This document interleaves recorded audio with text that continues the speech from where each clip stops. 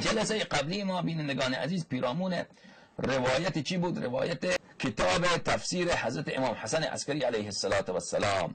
اون مطلبه که فللعوام ان یقلدوا و اما من الفقهاء من كان صائلا لنفسه حافظا لدینه مخالفا لهواه مطیعا لامر مولاه فللعوام ان یقلدوا. اون روایت را ما توضیح دادیم بینندگان عزیز.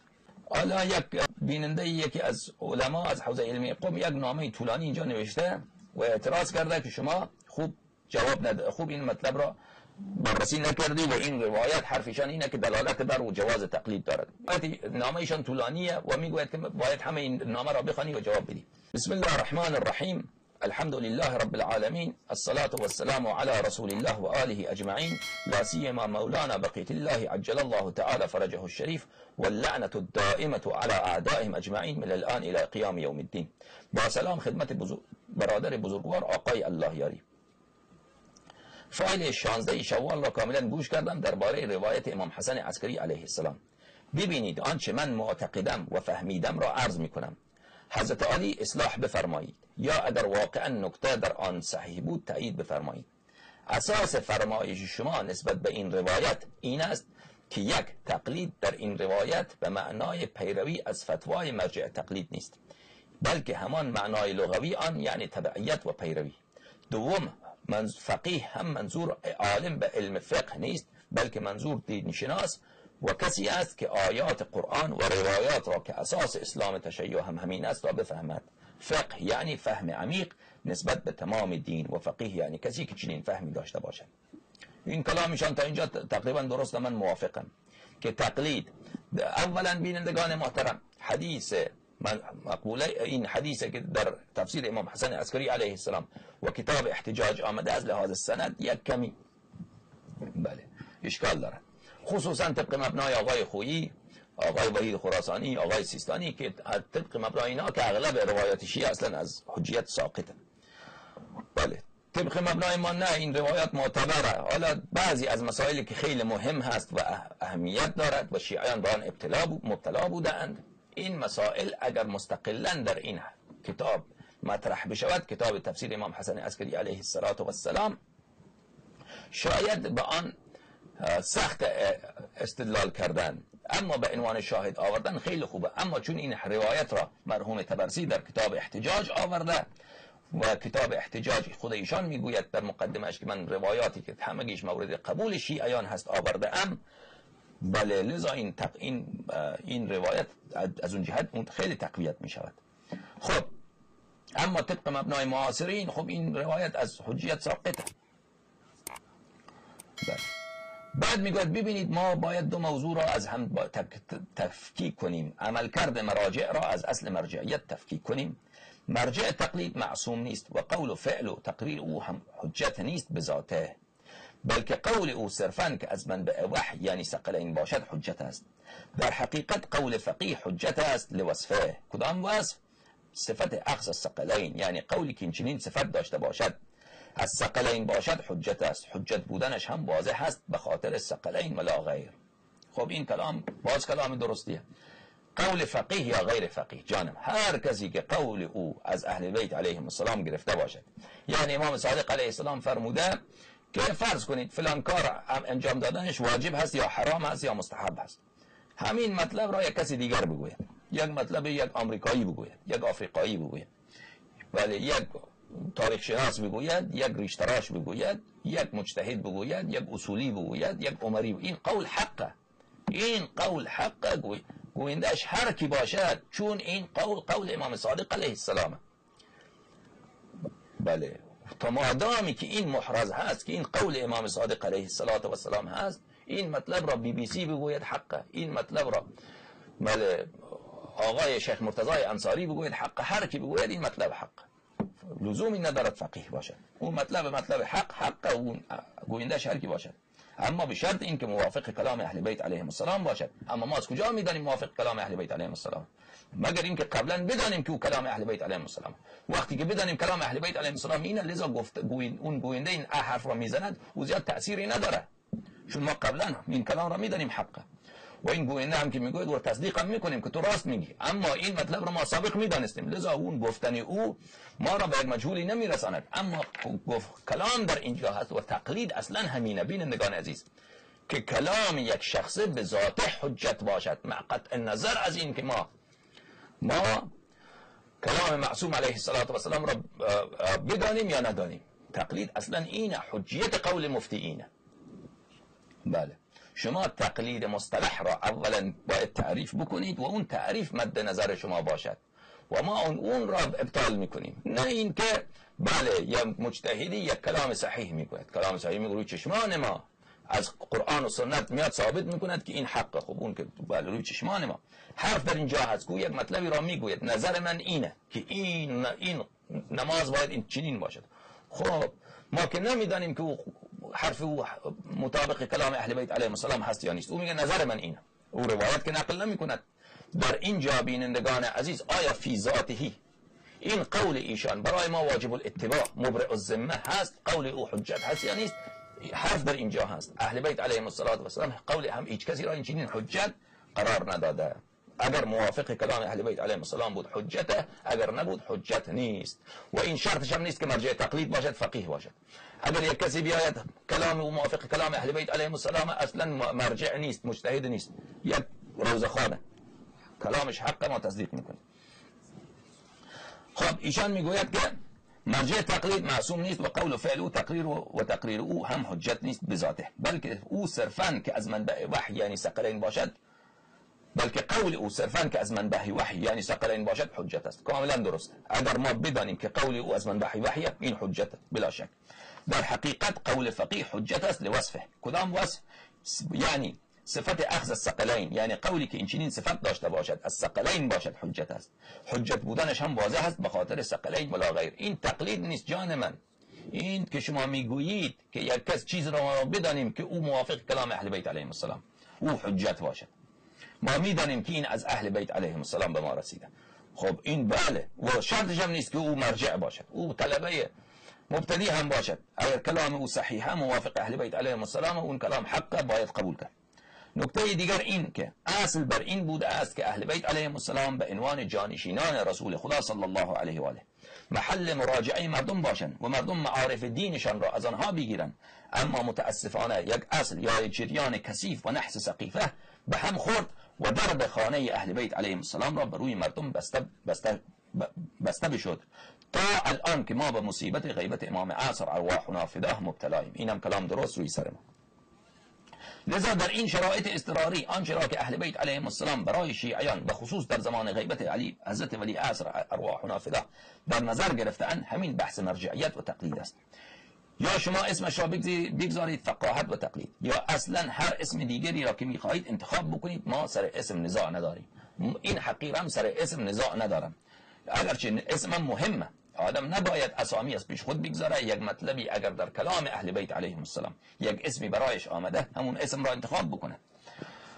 و بله اگر حالا یک اسم دیگری شما انتخاب کردید، خب حالا اگر اهل بیت علیهم السلام یک اسم دیگری را گذاشته بودن، مثلا کلمه اجتهاد در مثلا به معنای فتوا دادن از روی اجتهاد، نزد اهل بیت علیهم السلام خیلی مذمومه، مذمت شده. این آقایان میگن که نه، اون اجتهاد دیگری، ما این اجتهاد دیگری را میگیم. خب شما اگر اینقدر ورع دارید، اینقدر تقوا دارید، خب چرا شما خودتان را مجتهد نامیدید مانند عامه؟ شما بگید که ما مجتهد نیستیم، ما فتوا اجتهاد را بد میگیم، به خاطر که این مطلب را اهل بیت علیهم السلام مذمت نمودن. درسته؟ و شیعیان اجماع داشتن بر بطلان اجتهاد. الان شما میگید که این اجتهاد، اون اجتهاد یک چیز دیگر بوده، اون از روی قیاس اجتهاد میکردن، باطل بوده، لذا ما اجتهاد ما آن نیست. خب شما همون اسم را که اهل بیت علیهم السلام نزد اونها منفور بوده، مذموم بوده، چرا استفاده میکنید؟ لذا نزاع اسمی هم اهمیت دارد، بی اهمیت نیست. اما علی کل حال اون چیزی که لب مطلب اون مهمه. بعدشان میفرماید الان مردم که همان عوام هستند، از بحث‌های تخصصی معارف ناب اهل بیت علیهم السلام بیخبرند. در عهده عده‌ای از شیعیان است که در این معارف خوض کنند، یاد بگیرند و به دیگران یاد بدهند. و به مفاد همین حدیث شریف هم بر مردم لازم است، یعنی حدیث فللعوام ان یقلدوه، و بلکه واجب است که از فقیهانی که آن خصوصیت را داشته باشند تقلید کنند، یعنی معارف اهل بیت علیهم السلام را بگیرند. خب این کلام این بزرگوار اینجا، این کلامش یکمی دو پهلویه. مردم ببینید اولیشان میگه مردم بی بهره هستن.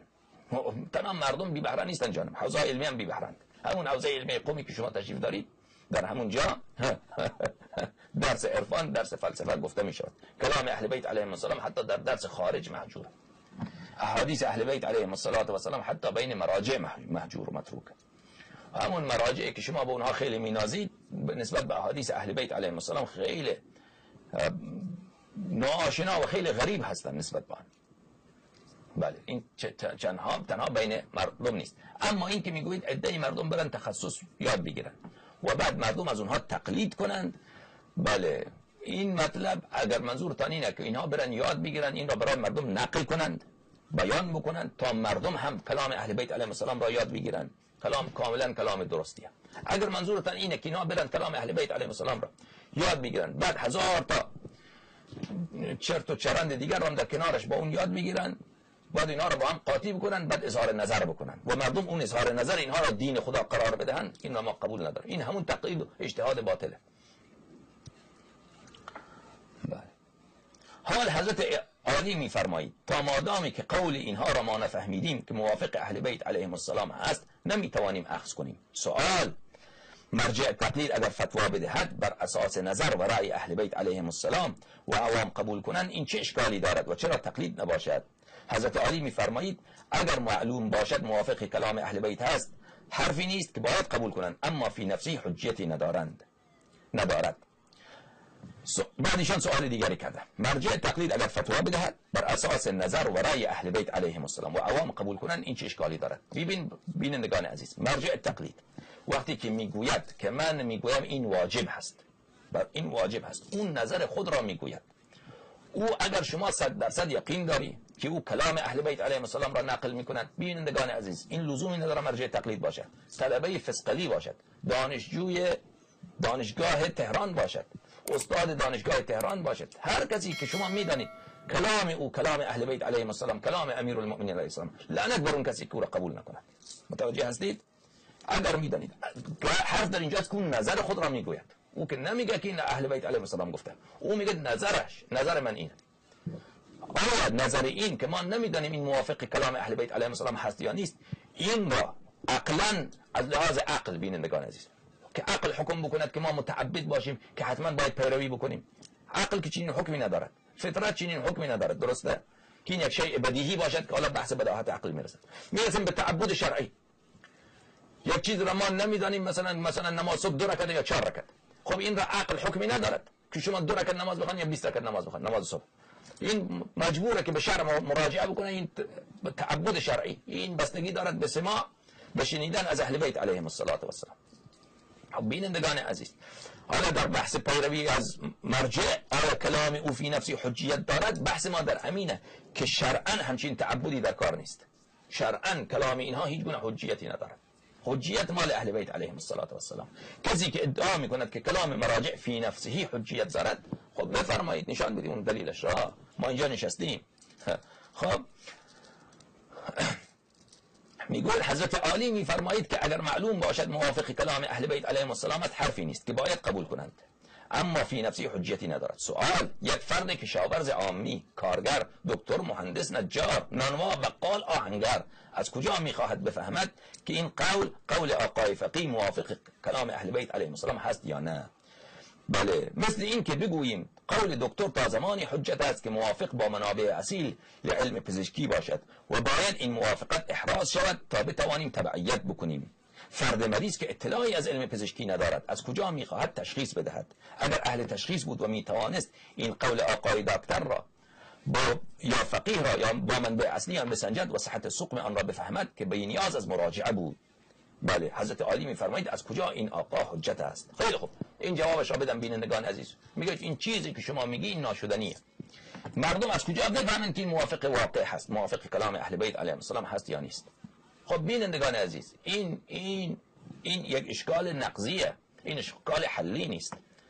این خود لا حجت را حجت نمیرساند، نمیشود. یک چیزی که ما نمیدانیم حق هست یا نیست، حق هست یا نیست، شما میگید حقه، بله، و شما میگید که ما میگیم چرا حق باشد، میگید چون شما اصلا خودت حق را نمیتونی بشناسی، چون شما خودت ناتوانی که حق را بشناسی، پس این حق. این زورکی دیگر. اگر من حالا فرضم بکنید من ناتوانم حق را بشناسم، بازم این چیز را حق نمیسازد. این مطلب این که ناتوانی من از شناخت حق قول یک کسی را حق نمیسازد. بینندگان عزیز، درسته یا نه؟ ثانیاً بینندگان عزیز، این ادعا که مردم قول ائمه علیهم السلام را محال بفهمند. مردم قول ائمه علیهم السلام را نمیفهمند. نانوا، دکتر، من نمیدونم نجار، اینا قول ائمه علیهم السلام را نمیفهمند. گویا این که ائمه علیهم السلام در زبان چینی صحبت کردن، زبان ژاپنی صحبت کردن. آقای سیستانی مثلا مترجم زبان ژاپنی، اون میفهمه ما نمیفهمیم. خب من بله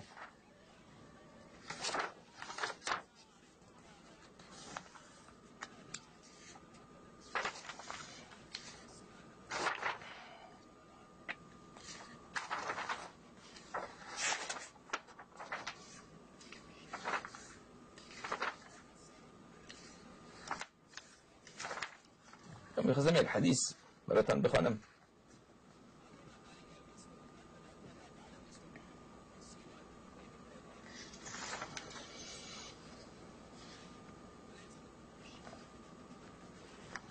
حالا اینجا این کتاب حق الیقین علامه مجلسی هست بینندگان عزیز. این کتاب در اصول دینه. حالا ایشان روایات زیادی را اینجا آورده. من یک روایت از اینجا براتون بخوانم. از حضرت امام باقر علیه السلام منقول است که شیعه ما نیست مگر کسی که اطاعت خدا کند. بله. و ابن ادریس در سرائر از حضرت امام صادق علیه السلام روایت کرده است که نیست از شیعه ما کسی که به زبان دعوای تشیع کند و مخالفت کند ما را در اعمال ما و آثار ما، ولیکن شیعه ما کسی است که موافقت کند با ما به زبان و دل و متابعت کند آثار ما را و عمل کند به اعمال ما. اینها یعنی شیعیان ما. شما بینندگان این را نمیفهمید. شما این را نمیفهمید مردم، شما این را نمیفهمید.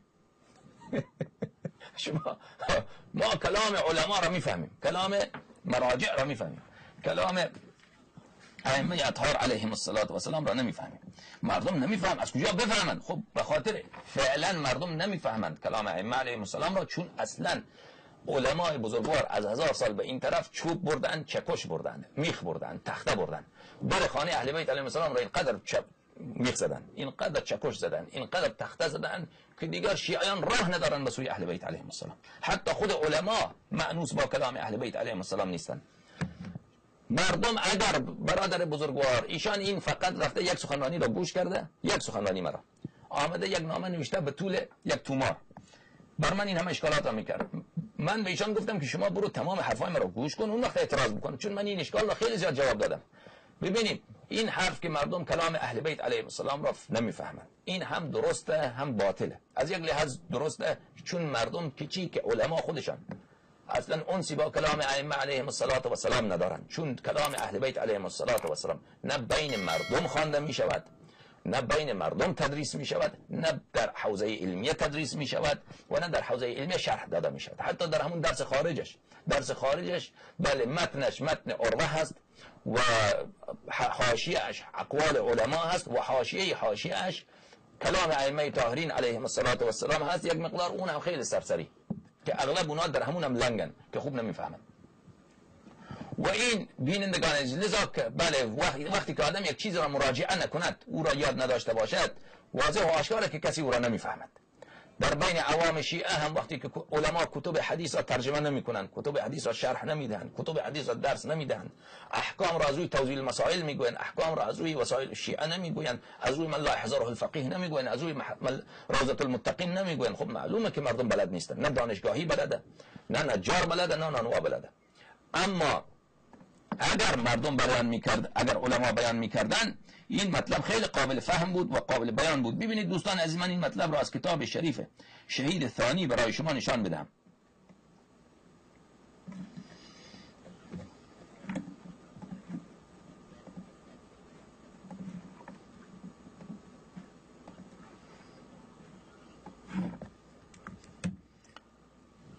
این کتاب رسائل الشهید الثانی، شیخ زین الدین ابن علی عاملی مشهور به شهید ثانی، جزء اول.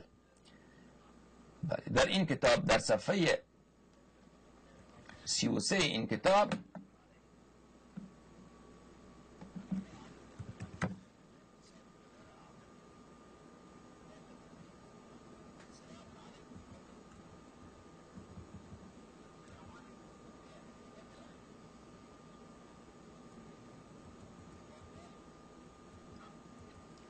لا اله الا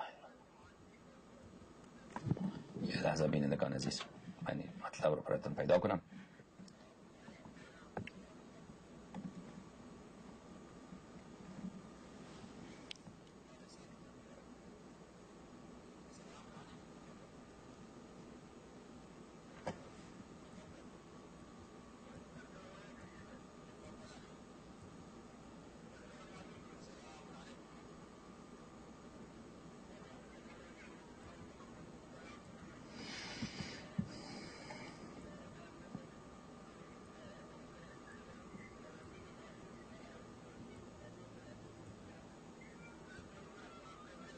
اینجا صفحه 33 نه صفحه 36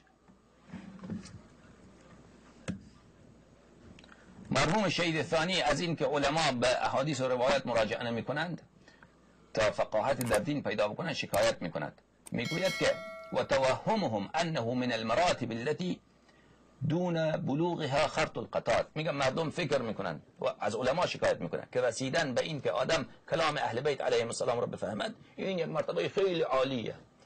اونجا مشهور کردن در حوزه علمیه به خاطر اینکه شما مجتهد باشید، به خاطر اینکه کلام اهل بیت علیهم السلام را بفهمید باید در 70 علم صاحب نظر باشید. در 70 علم شما در علم نمیدانم فلان موسیقی حتی علوم را ذکر کردن که سبحان الله در این همه علم شما باید صاحب نظر باشید. میگوید که این چنین مشهور کردن و ان المجتهد لا يتحقق الا اذا كان في منزله العلامه جمال الدين ابن مطهر الحلی. میگه کسی مردم این چنین فکر میکنن که کسی نمیتواند کلام اهل بیت علیهم السلام را بفهمد مگر به منزله کی باشد؟ منزله علامه حلی یا الشيخ نجم الدين ابن سعيد محقق حلی او شيخ ابي عبد الله الشهيد یا مرحوم شهید اول ومن ضارعهم من المحققين یا مانند اونها باشد. ولم يدروا انه على مراتب لا تتناهي بعده. نمیدانند که فهم کلام ائمه علیهم السلام فقاهت در دین مراتب خیلی زیاد دارد. اونایی که اونا بودن مراتب خیلی عالیه بودند. ولا لم يدروا انه على مراتب لا تتناهي بعده ولا تقف على حد. و هیچ این مراتب حد ندارد. و ان اقل مراتبه يمكن تحصيلها لخلق كثير لا يدركون مرتبة تلامذة الشيخ جمال الدين رحمه الله. میگوید که این حرف باطلیه که شما باید در 70 علم صاحب نظر باشید تا کلام ائمه علیهم السلام را بفهمید. این مرتبه فهم کلام ائمه علیهم السلام مرتبه پایینش برای خلق خیلی زیاد متیسره، برای اونهایی که حتی به منزله شاگردان علامه حلی نیستند. حالا چه برسه خود علامه حلی این میسره. بل قد يحصل للعامی الذي لا يحسن الخط. خوب گوش کنه برادر بزرگوار من، این نص کلام شهید ثانیه که فهم کلام ائمه علیهم السلام و درک و استنباط احکام شرعیه از کلام ائمه اطهار علیهم السلام این حاصل می شود برای عامی که نوشتن بلد نیست. شما میگید نانوا، خب همین علامه حلی گفته دیگه، شهید اول گفته که حتی مثلا میتواند که این اگر احکام قضا را خوب یاد بگیرد بیاد قاضی بشود. اصلا خواندن نوشتن بلد نیست، احادیث را خوب خوانده یاد گرفته میفهم. بل قد يحصل للعامی الذي لا يحسن الخط والاعمى، کسی که اصلا نابینا هست این فهم کلام ائمه علیهم السلام براش میسر میشود. خب اگر براش کسی بگوید شما میگه مردم نمیفهمد، بله خب شما علما که وقتی این در را بسته اید مردم را میگه شما حق ندارید برید حدیث بخوانید، حدیث هم بخوانید شما نمیتونید عمل کنید شما چون نمیفهمی شما. مردم هم بیچاره همین باور کردن، میگن ببریم بپرسیم که آقای نظر آقای مکارم چی. اون آقای مکارم میگه نظر من اینه، دیگه رو اصلا توضیح نمیده که دلیلش چیه. اونها مانند آیه قرآن مانند حدیث رسول الله صلی الله علیه و آله مانند حدیث امام صادق علیه السلام عمل میکنه. میگه مکارم گفته، آقای صافی گفته. خب این حجیتش از کجا؟ این حجیتی نداره جان من. اگر شما میگه حجیتی داره دلیلش را بیاورید. این ادعا که مردم کلام اهل بیت علیهم السلام را نمیفهمند این قول حق درسته، به خاطر اینکه شما مردم را منع کردید از مراجعه و خود شما توضیح نمیدید. خود شما برای مردم کلام اهل بیت علیهم السلام را بیان نمی کنید، شما کلام سیستانی را بیان میکنید، کلام مکارم را. شما بگو عزیز من، شما این احادیث که علامه مجلسی در اینجا ترجمه کرده در حق الیقین این را مقایسه بکن با توضیح المسائل فارسی آقای سیستانی. کدامش فهمیش آسان تره؟ کدامش فهمش آسان تره؟ شما باید خودت قضاوت بکن. همون توضیح المسائل فارسی سیستانی آقای وحید خراسانی آقای خویی، برو کدامش آسان تره؟ خب معلومه توضیح المسائل با اینکه فارسیه، با بخاطر مردم نوشتن اون فهمش مشکل تره، خیلی مشکله. مردم نمیفهمند، احتیاج داره به مسئله گو. اونجا 100 نفر نشسته حقوق میگیره از مکارم، 100 نفر نشسته حقوق میگیره از فلانی. اون دفتر استفتاءات اونا کارش چیه که اینا زنگ میزنن که نماز صبح چند رکعته، او میگه 2 رکعت. آقا گفته 2 رکعت. کارش هم اینه دیگه، درسته؟ خب اگر شما علما همینطوری که توضیح المسائل آقای سیستانی را برای مردم شرح میدهید، عروة الوثقی را که حتی جن نمیدونه که چی نوشته اونجا، جن بیاید بخواند عروة الوثقی را، جن بیاید بخواند کفایه را، که چی گفته؟ اون اصلا دارد یا مسائل شیعه. بله اینا ادعا داره که کلام ما برای مردم خیلی قابل فهمه. سبحان الله سبحان الله. شما علما یک چیز عجیبی هستی. بل قد يحسن للعامي الذي لا يحسن الخط والأعمى كما نبهوا عليه في كتاب القضاء حيث اختلفوا في انعقاد قضائهما مع اتصافهما بشرائط القاضي التي من جملتها الاجتهاد. میفرماید که عامی، اعما، نابینا، عامی که نوشتن خواندن بلد نیست، علما گفتن که اگر این مجتهد شد میتواند قاضی بشود یا نمیتواند قاضی بشود. بعد آمدن در این مسئله اختلاف کردن، ادعای گفتن میتواند قضاوت بکنه، ادعای گفتن نمیتواند قضاوت بکنه. خب قضا که از شروطش اجتهاده، یعنی بتواند کلام ائمه علیهم السلام را بفهمد. پس این قابل درک هست و قابل تحصیله، این فهم کلام ائمه اطهار علیهم السلام. و اگر این نبود عزیز من قبلا توضیح دادم، شما که یک سخنرانی را گوش کردی مشکلت همینه دیگر. من قبلا توضیح دادم که منظور از علم در کلام ائمه علیهم السلام حدیثه.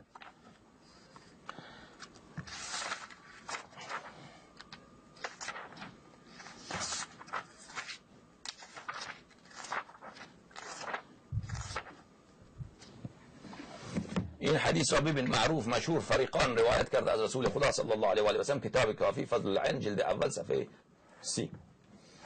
قال رسول الله صلی الله علیه و آله طلب العلم فریضة على كل مسلم الا ان الله يحب بغاة العلم. طلب علم فریضه، فرض است بر هر مسلمانی. طلب علم بر هر مسلمان، همون نانوا برش فرضه، همون آهنگر، همون پیرزن 70 ساله، پیرمرد 90 ساله، طلب علم بر او فرض. این کدام علم بینندگان کلام ائمه علیهم السلام. این منظور چون رسول الله صلی الله علیه و آله و سلم عرض کردن در زمانشان دیگر نه نحو بود، نه صرف بود، نه بلاغت بود، نه معانی بود، نه بیان بود، نه منطق بود، نه فلسفه بود، نه عرفان بود، نه طب بود، نه مهندسی، هیچ چیزی نبود. اون چیزی که مردم می آمدن از رسول خدا صلی الله علیه و آله و سلم یاد بگیرن چی بود؟ سنت حضرت، کلام حضرت. این طلب این علم فرضه، طلب علم فرضه، طلب بر هر مسلمانی. خب فهم کلام ائمه علیهم السلام فرضه. خب این رو اگر شما علما عرضه بکنید مردم یاد میگیرد. شما که این درب را بستید ماشاءالله، خودتان را در جایگاه ائمه علیهم السلام قرار دادید که شما بیا کلام ما را بگیر. با ائمه علیهم السلام چی کار داری؟ من نایبم. درسته یا نه؟ حدیث دیگر فرمود سمعت ابو عبد الله علیه السلام یقول علیکم بالتفقه فی دین الله ولا تكونوا اعرابا. بر شما باید تفقه در دین خدا و اعرابی نباشید. فإنه من لم يتفقه في دين الله لم ينظر الله إليه يوم القيامة ولم يزكي له عملا. هر کسی تفقه در دین پیدا نکند خداوند متعال به نظر رحمت نمی کند و خداوند متعال هیچ عملی او را قبول نمی کند و نمی بخشد. خب این بینه، یعنی همگی لازم و واجبه. همون پیرمرد 70 ساله، همون دختر 9 ساله، همون نانوا، همون کارگر. این تفقه در دین هم در زمان امام صادق علیه السلام این فقه مصطلح که نبود. که مثلا این اقوال صاحب جواهر و صاحب فصول و اینا چیه؟ در زمان امام صادق علیه السلام فقه منحصر بود در کلام ائمه طاهرین علیهم السلام. معرفت قرآن با روایت، بله احکام با روایت، سنن با روایت، معارف با روایت، همگیش با روایت، با حدیث امام صادق علیه السلام. اینا چه راهی میفهمیدن؟ شما که معمم هستی، شما که شیخ معمم، عالم بزرگوار، اونجا بر کرسی میشینی تدریس میکنی. درسته؟ عینکم میزنی به اندازه یک صحنه تلویزیون. شما بزرگوار ریشم که میگذاری تا سر ناف، شما که این را باید بفهمی بزرگوار. این که شما اگر تفقه در دین پیدا نکنید جهنم میری. یعنی کلام اهل بیت علیهم السلام یاد گرفتنش واجبه، اما هر کس به حد توانش به حد توانش خداوند متعال هیچ برای هیچ کسی بر از توان او بالاتر واجب نگردانیده. شما اگر مسائل حلال و حرام را از روی کلام اهل بیت علیهم السلام به مردم یاد بدهید، احادیث را بخوانید در وجوب نماز، در رکعات نماز، در شکیات نماز، حداقل اون زمانی که فتوا میدهید فتوایتان حدیثی روایی باشد مثل علمای سابق، روایت را نقل کنید برای مردم. چرا مردم نفهمند کلام اهل بیت علیهم السلام را؟ شیعیان در عصر حضرت امام صادق علیه السلام در عهد خود رسول الله صلی الله علیه و سلم احکام را از روی چی یاد میگرفتن؟ از روی چی یاد میگرفتن؟ شیعیان در زمان امام صادق علیه السلام در نیشابور، در قم، یا مثلا در جاهایی که اصلا عرب نبودن، بله عجم بودن، زبان عربی را بلد نبودن، ما چجوری یاد میگرفتن؟ ها؟ چجوری یاد میگرفتن؟ اون زمان که رساله توضیح المسائل هم نبود، چیکار میکردن؟ خب روایات را برای اونها نقل میکردن علما. برای اونها چطور میسر بود؟ چطور اون جوان شدنی بود الان ناشدنیه؟ الان ناشدنیه. ببین کتاب نهایت الدرایه فی شرح الکفایه نوشته مرحوم کمپانی محمد حسین اصفهانی، مجلد سوم. بار نشان دادم این مطالب را ان شاء الله در آینده برایتان زیاد نشان میدم که اصلا نقل احکام به روایت بود، تعلیم احکام به نقل حدیث بود. و اما اخبار الدلاله على جواز الافتاء والاستفتاء فهي وان كانت احسن ما في الباب الا ان الافتاء حيث كان في الصدر الاول بنقل الخبر. تعلیم احکام به نقل حدیث بود، تعلیم احکام به نقل حدیث بود. اون زمان هم کارگر موجود بود، اون زمان هم نانوا موجود بود، اون زمان هم کشاورز موجود بود. اونا چطور احکام را یاد میگرفتن به نقل حدیث؟ این حرف که مردم یاد نمیگیرن احکام را به نقل حدیث، این یک عجب مکابره، عجب زورگویی، قلدری، گردن کلفتی، بی شرمی، بی حیایی. گوینده شمکی، گوینده مراجع طلاب مراجع. به خاطر اینکه سوپرمارکت تعطیل نشود اینا آمده این داستان را درست کردن که شما احکام را از روی حدیث نمیتونید یاد بگیرید. خب چرا سابق یاد میگرفتن؟ بینندگان عزیز نام ایشان رو بخونیم. حضرت علی میفرمایید که از کجا قول مجتهد، قول مفتی از کجا حجت است؟ جواب پاسخ این خیلی واضح از خود روایت این را فرمود: فقیهی که این چنین صفاتی را دارد از او باید تقلید کنید، یعنی پیروی کنید آنچه را در محدوده معارف دین و سخنان اهل بیت علیهم السلام فرمود بر شما لازم و واجب است که قبول کنید. شما اگر به آن چهار صفت دقت کامل بکنید، یعنی حدیث کدام حدیثه؟ و اما من کان من الفقهاء صائنا للنفس حافظا لدینه مطیعا لامر مولاه مخالفا لهواه، این چهار صفت اگر به آن چهار صفت دقت کنید به خوبی روشن می شود که چنین فقیه محال است که چیزی از جیب خود به اهل بیت علیهم السلام نسبت بدهد، یا اینقدر بی تقوا باشد که چیز را معلوم نیست مرضی اهل بیت علیهم السلام هست یا نه به آنها نسبت بدهد. بزرگوار شما اصلا باز قاطی کردید. وقتی که ما اینجا گفتیم فقیه به معنای فقه مصطلح نیست، و وقتی که گفتیم تقلید عرض کردیم ثابت کردیم که تقلید به معنای قبول قول هست، به معنای قبول حکایت هست، نه به معنای قبول نظر. شما حالا آمدی میگی که کسی که این چنین صفات را داشته باشد بله حافظا لدین بله صائنا لنفس حافظا لدین مطیعا لامر مولاه مخالفا لهوا، او دروغ به اهل بیت علیهم السلام نسبت نمیده. کاملا درسته. کسی که این چنین چهار صفات را داشته باشد در نقل خبر دروغ به اهل بیت علیهم السلام نسبت نمیدهد. اما این که نظرهای شخصی او هم درسته، آراء شخصی هم حجته، این کدام نه دلیل شرعی بران قائم هست نه دلیل نقلی. ما قول ما در اینجا هست که مرویات او روی چشم ما روایت میکند. ما هم این حدیث را دلیل قرار دادیم بر صحت قبول راوی صادق القول. راوی که صادق هست از خدا میترسد روایت میکند، ما روایتش را قبول میکنیم، این درسته. اما اون راوی دیگر نظریه هایی هم دارد، نظریه هایی هم دارد، حدس و گمان هایی هم دارد، دیگه اونام حقه. او این روایت که اون را نمیگوید جان من. راوی اگر فتوا بدهد نظر شخصی میگه در نظر من این حدیث دلالت دارد بر فلان مطلب، این دلیل وجود ندارد که او حتما راست میگوید، این دلیلش مطابق واقع هست. روایت را که نقل میکند بعد درست میگوید. بعد که میگه به نظر من این حدیث دلالت دارد که این نماز این چنین باشد، این روزه این چنین باشد، این حج این چنین باشد، دیگر این استنباط او از اون حدیث از اون روایت اگر ما فهمیدیم موافق واقع هست بله درسته. اگر دلیلی نبود این حدیث دلالت نداره چون او از خدا میترسه پس استنباطش هم درسته، چون او مثلا بسیار آدم با تقوا استنباطش هم درسته. این با اون کلا ملازمه نیست جانم. خب بعدشان چی میفرمایید؟ بله، هم از فقه من الفقها که من تبعیضیه هست و هم از ادامه روایت که می‌فرماید این مخصوص بعضی از فقهای شیعه است و نه همه آنها به خوبی استفاده می‌شود که این فقیه تنها یک راوی صرف نیست که نقل حدیث بکند و همه فقها هم چنین صفاتی را ندارند که پیروی از آنها بر مردم لازم باشد. ببینید دوستان، از وقتی که ما ثابت کردیم که در زمان ائمه اطهار علیهم السلام اصلا فتوا نبوده، این فقه مصطلح نبوده، بله اظهار رأی نبوده و منظورم در این حدیث بله واضح و آشکاره که منظور از فقیه حامل حدیث هست. بله این دیگر این که شما باز بیایید این را فقیه را ترجمه بکنید به معنای مفتی، در این کلام چیست؟ کلام مفتی، کلام باطل. بله بعدشان چی میگوید؟ امام علیه السلام اینجا حجیت را در حقیقت به این اوصاف فقها موقوف کرده که صائنا لنفسه باشد و حافظا لدینه باشد، مخالفا علی هوا باشد، مطیعا لامر مولا باشد. این چنین فقیه را امام علیه السلام میفرماید عوام یعنی آنهایی که تخصص از دین ندارد باید از آنها پیروی کنند. بله راوی که این صفات را دارند روایت او قبوله، روایت او واجب التصدیقه، اما نظر شخصی او حجت باشد نه، ولو خدا شد از خدا میترسه، ولو خیلی نماز شب میخواند او دیگر نظر شخصی او حجیتی نداره جان من. درسته؟ شاید راست، نه شاید هم درست باشه، نمیگم که حتما باطله، نه شاید هم درست باشه اما لزوما درست نیست. بله خب این اگر همان مرجعیت و تقلید نباشد پس چیست؟ شما اسم دیگری برایش بگذارید مانع نیست. جان من این مرجعیت و تقلید نیست. مرجع اصلا نقل حدیث نمی کند، مرجع نظر شخصی خودش را میگوید و تقلید هم نظر او با قطع نظر از روایت، یعنی نظر او خودش حجته، نظر او خودش حجت شرعیه، واجب الاتباع. منظور از تقلید اینه و این حدیث با این مطلب اجنبیه. همه فقها این تو بعدشون یک حرفایی گفته دیگر که تکرار همین حرفاست. بله از خود روایت نیز استفاده می شود که بساط تقلید در عصر امام صادق علیه السلام بوده.